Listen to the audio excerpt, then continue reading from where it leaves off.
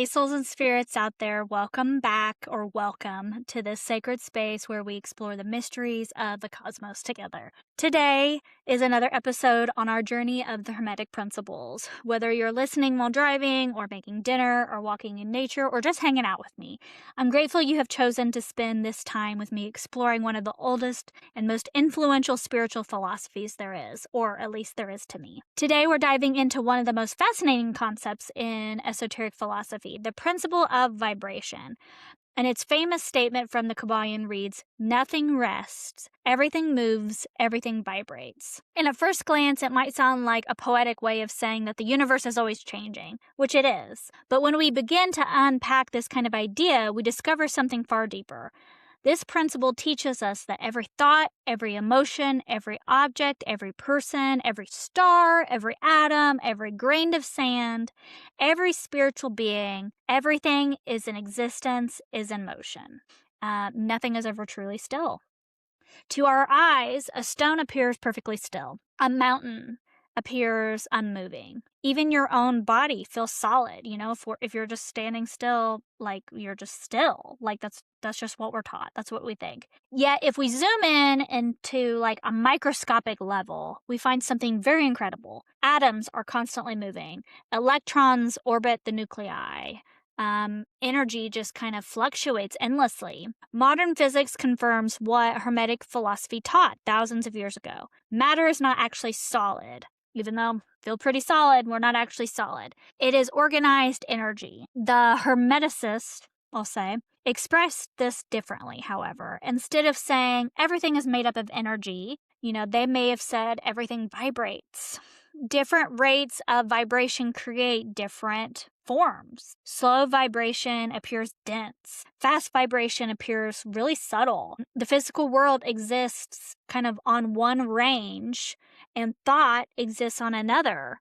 Spirit exists on kind of another still. They're not separate substances, really, but they are different expressions of one universal reality kind of vibrating at different frequencies. And there's just kind of that thin veil or that thin layer that separates us, and it's just slightly different frequencies. In the ancient Egyptian tradition, one of the creation stories is where the god Ptah created reality through his heart, through his thoughts, then through his speech, through sound. And it was spoken into existence. And the words carried power because the sound really itself shaped reality. Likewise, the god Thoth, or Dahuti, or Tahuti, there's many ways to pronounce his name, was a master of sacred language, a creator of hieroglyphs. And the hieroglyphs were never viewed as merely symbols or letters like we may think of them today.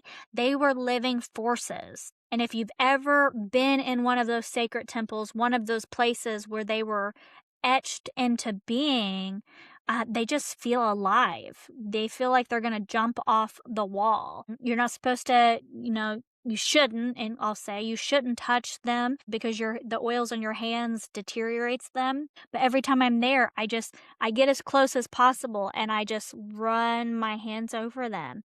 And I can feel them vibrating. It is truly incredible. And they feel different. Each one of them feels different. The different hymns and the prayers on the wall, they all just feel different. To inscribe sacred words was really to participate in creation itself. Every temple ritual relied upon vibration. Priests and priestesses chanted, they still do. They sang hymns. They recited the names of the gods repeatedly. Why? Because sound alters consciousness. The voice became the instrument capable of harmonizing the soul with divine order. They understood that something that kind of modern neuroscience is beginning to explore again, and that is that rhythm changes consciousness. Sound changes physiology, psychology. It changes all of the things. Words influence emotions. Music transforms our awareness. And according to many Hindu stories and traditions, creation itself began through the primordial vibration, and that vibration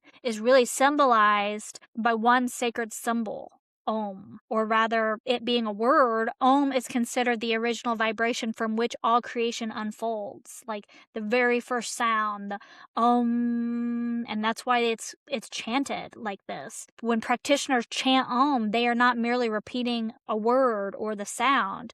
They are attempting to harmonize themselves with the functional vibration of the cosmos. And all of these ideas are really deeply hermetic. Because of science, we are able to measure frequency now. Light has frequency, radio waves, brain waves, heart rhythms, everything has a frequency. Even molecules vibrate. And not only does matter vibrate, but consciousness does too.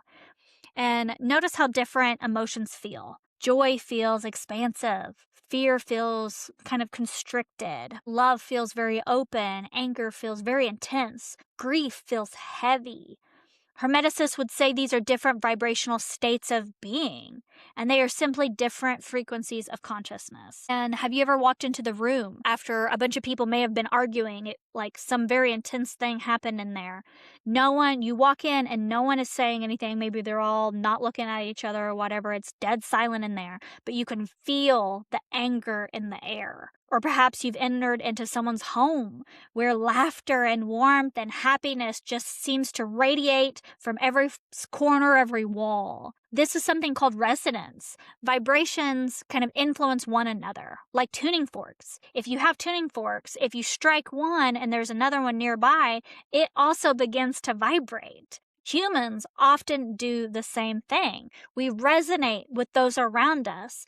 And this is why our environment matters. This is why relationships matter. The people we congregate around, conversations that we have, the music that we have, everything influences our internal vibration. And to do that, nearly every spiritual tradition I know of uses music, chanting, singing, drumming, mantras, bells, temple hymns, because rhythm bypasses ordinary thought. Many Sufi orders also use movement with the music as a spiritual practice. The famous whirling dervishes spin continuously while praying. Very, very impressive. The body moves rhythmically. The music repeats, the breathing synchronizes. Even kind of ordinary awareness begins to dissolve into profound states of spiritual unity. Movement itself becomes the meditation. Vibration becomes prayer. It very much reminds me of some of the church services I attended as a child where people were just spinning or running around the church filled with the Spirit. That's what it's kind of called, filled with the Spirit.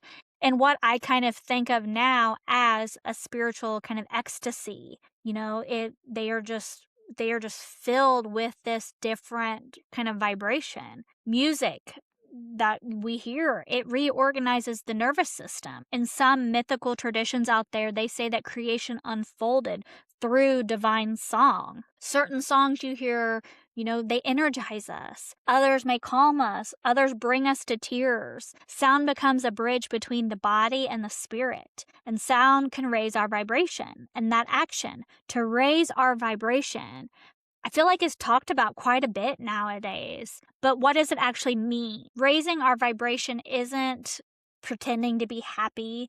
It isn't suppressing sadness or avoiding difficult emotions. It means to intentionally cultivate states that are more harmonious and balanced and overall life-giving. Gratitude, wonder, forgiveness, creativity, joy. These states of being naturally produce a greater unity with the mind and body. And a low vibration isn't something that's bad. Fear isn't failure. Grief isn't a weakness. Depression isn't a weakness. Every emotion serves a purpose. And that key is movement. Getting stuck in one of these emotions creates suffering. But the principle of vibration reminds us that movement is always possible. And not just, movement, but like emotional movement. Nothing stays the same forever. Everything moves, everything changes. And have you ever thought about the people who kind of move in and out of our lives at different times? I believe that's resonance again.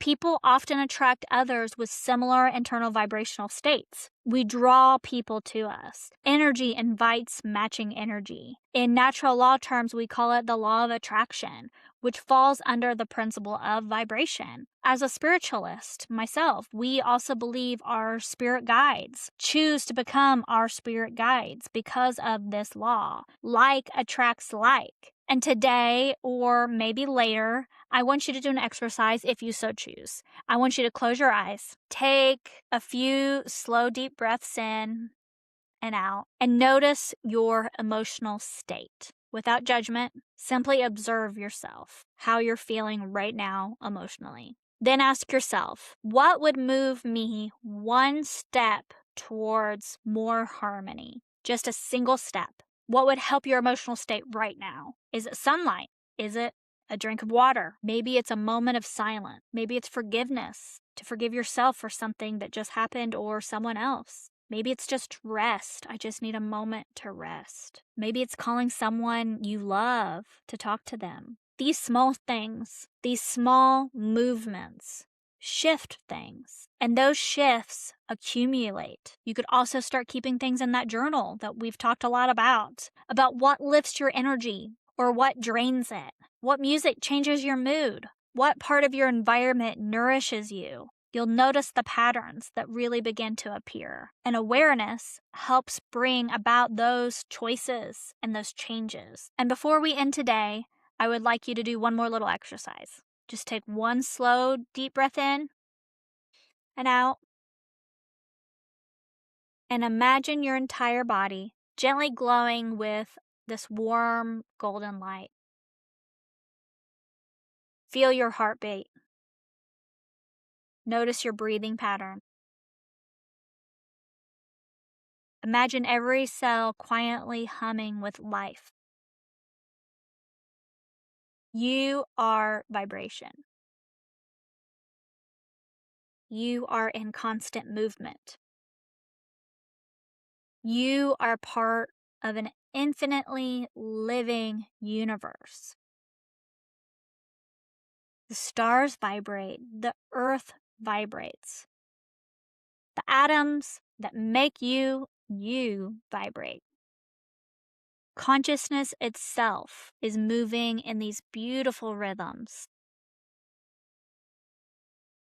And perhaps spiritual growth is remembering that harmony that has always existed beneath the noise of daily life. The principle of vibration reminds us that life is never just static. Nothing remains fixed forever. Everything challenging will pass. Every season changes. Every soul continues to evolve. When we intentionally cultivate our thoughts, our relationships, our environment, and the practices that create harmony, we begin to participate consciously in the great rhythm of creation and the universe itself. So thank you for joining me today. Next week, we will begin to explore the fourth Hermetic principle, the principle of polarity. Until then, may your thoughts be clear. May your heart remain open. I'll see you soon.